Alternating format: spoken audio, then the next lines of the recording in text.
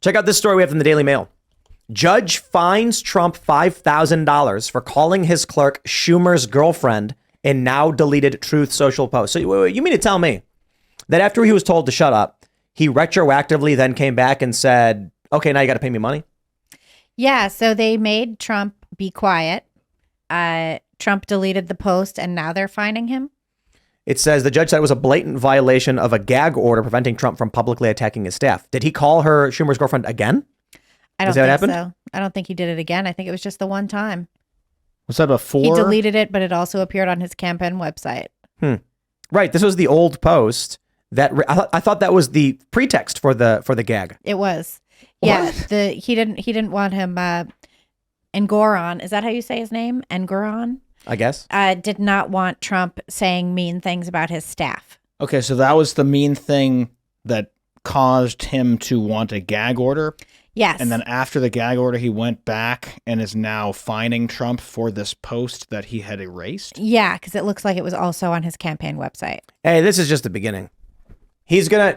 I think the judges are gonna do a whole bunch of crazy stuff. Right? They can lock Trump up right now on contempt. Mm-hmm. You don't need a reason for that.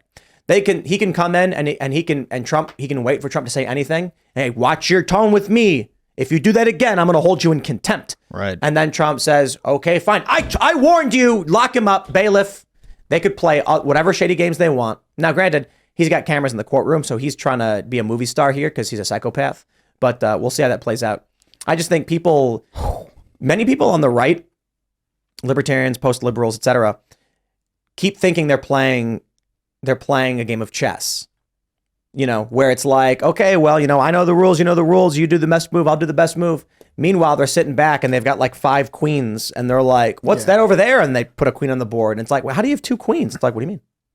It's just normal. Yeah, it's like they changed the rules last year. You can now have 5 queens. Yeah. What do you mean? Last year we agreed. We all agreed. Yeah, I mean, why don't you have 5 queens? Oh, well, that's too bad. Right. I win. Right. It's like playing Monopoly where the person who's the banker keeps pulling extra money out and you're Yeah, like, literally. you're cheating. I'm like, no, I'm not. Yeah. Guys, we voted last year. We ruled on this last turn. It's okay. It's a new rules, guys. We Right. agreed. And he also has the gag order in the DC case. It was put on hold today for a little bit, but What? he also, it was what? You can put a gag order on hold for a little bit? Yeah. So Judge Tanya Chutkin, who actually oversaw the cases of a number of January 6 defendants and sentenced them to longer than the Department of Justice was even asking for, said that the gag order in that case, that's the J6 case, would remain on hold while she considers Trump's suggestion that he should be allowed to speak freely about the case. What? Yeah. So she had issued the gag order on Monday, which prevented him from speaking publicly by targeting prosecutors or anyone on staff or witnesses. Wow. And it's a very serious restriction. It's the most serious restriction that they've had so far in any of the cases. Trump's attorneys appealed it. And so now they're just like hanging on for a minute. Trump's lawyers called it egregious and intolerable, saying by restricting President Trump's free speech, the gag order eviscerates the rights of his audiences, including hundreds of millions of American citizens who the court now forbids from listening to President Trump's thoughts on important issues. That's crazy. That's actually a great point. It's only getting started. And that is what he says, right? Like, they're not coming after me. They're coming after you. I'm just in the way. Right. Yep. And Trump's base loves those insults too. Like they're a lot of fun. Like they're funny. Come They're on. the best part. I thought Trump's tweets were the best part of Trump, and them trying to stop that. You know, it's unacceptable. And I love how, Biden keeps making everything worse and worse. And on Twitter, people keep going, hey, wouldn't it be nice to just have some mean tweets? Yep. Hey. Mean tweets were And the it's best part. true. It's true. Yeah. I mean, their argument was, but the mean tweets. Mm-hmm. And so you're like, no new wars, but the mean tweets. We're withdrawing from the active wars we're in, but the mean tweets. Yeah.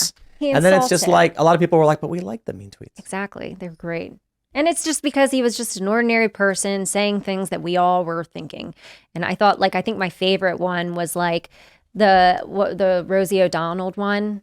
And like she got really mad, and was it Megyn Kelly asked him about it, and like because I think he called her like really insulting, and she was like, "Oh, you called women this," and he said, "No, just Rosie," and it was really Yeah, funny. that's It was funny. one of the epic moments of Trump.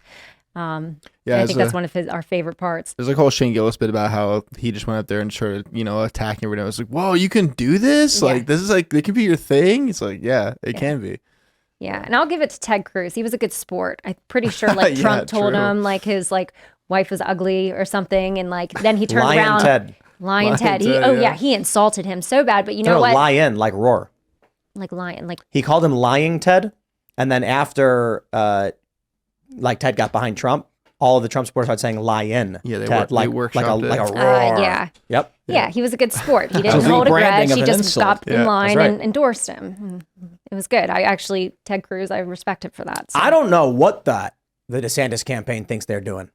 I mean, but the crazy, like, I keep hearing people. We have a lot of people come on the show, and we've had some people who are not hyper partisan. They're conservatives, but they're kind of just like, come on, guys, we got to win this.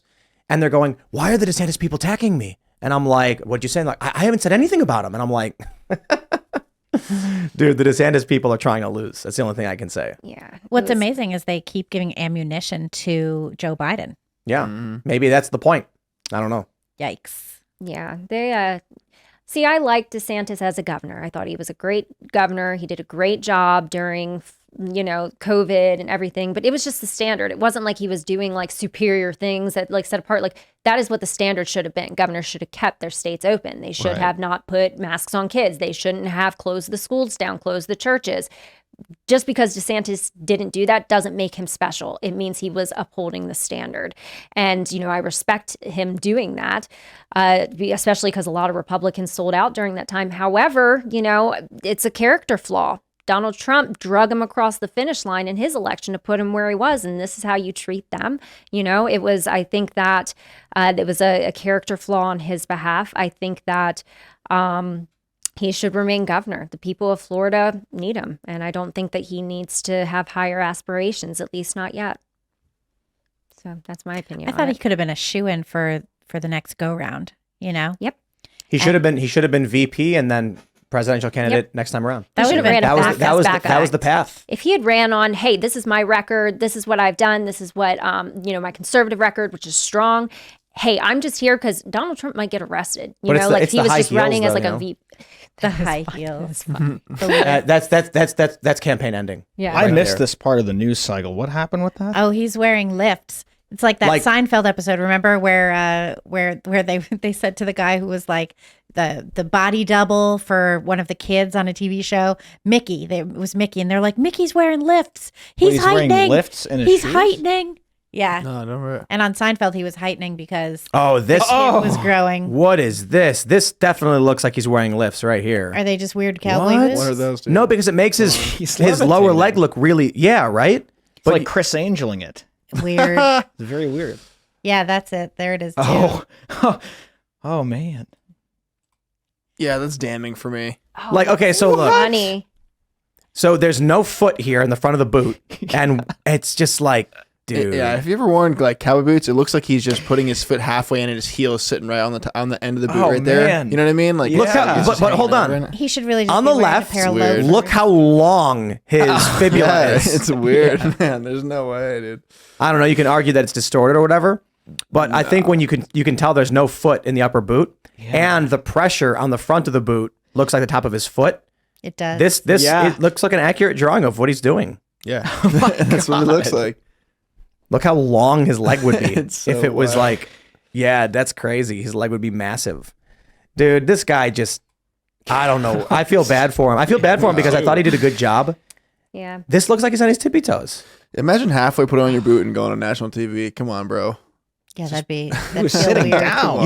You can get away with doing like a 2-inch heel lift inside your shoe, but whatever he's going for is just He's like crazy. standing on his tippy toes, man. Yeah. It's too Also, much, like, dude. why do you need it Well, height matters, no question. Yeah. that much? It matters Yes, that it does. much? Yes, yep, absolutely. That's why. What didn't someone want a box to stand on when they were going to debate Trump or something like that? Oh yeah, it was it from Michael New York. Bloomberg? Bloomberg. It was Michael wasn't it? Bloomberg. Yeah, Bloomberg wanted a box because he is short. As he's very Not short. against Trump Yeah. though, but in the debate he wanted a box to stand Yeah, on. because he's a little thing. But Yeah, Well, if you're 'cause- open about it, not He's trying little to and hide powerful, it, it's like- when you try Nope. and hide it. It's all a numbers game. And so the individual doesn't matter. You can come out and say, I know you're all reasonable, right? And they'll be like, yeah, but it doesn't matter because if 1% of people factor in height, you lose. So that's why everybody knows like the game played by politicians. And if you have you guys ever seen that movie, The Adjustment Bureau? Maybe. It sounds No. familiar. It's fun movie with Matt Damon where basically there's a bunch of, I guess you call them angels who control people's destinies and are guiding people and manipulating. And so Matt Damon is running for Senate and he loses. And then they're like, we need to, okay, he lost. That's good because we want him to run again and win later. So they're like, now we're going to get him back on track. They influence him. He goes out to give his concession speech and then he just gets tired of it. And he's like, okay. And he's like, see this tie? We actually spent $5,000 to figure out what tie I should wear. And he's like, we actually have a consultant telling us what the right amount of scuff on a shoe should be. $15,000, like just basically breaking it all down. But that's the game they play. They probably went to panels and showed Ron DeSantis speaking without the lifts and with the lifts and found that there was a massive benefit to wearing lifted shoes, lifted boots. He's allegedly wearing these things. I believe it is fair to say he is because it looks like he's standing on his tippy toes in this picture and his leg looks too long in this picture. it looks like he's levitating Yeah, that's in that crazy. one. Yep. It does Look look like he's weird. like levitating. Oh, about to you're float right. off. It does. It is funny. Thanks for watching this clip from the Timcast IRL podcast. Hang out with us live Monday through Friday at 8 p.m. and become a member over at timcast.com for uncensored, members-only shows exclusive. Thanks for hanging out, and we'll see you all next time.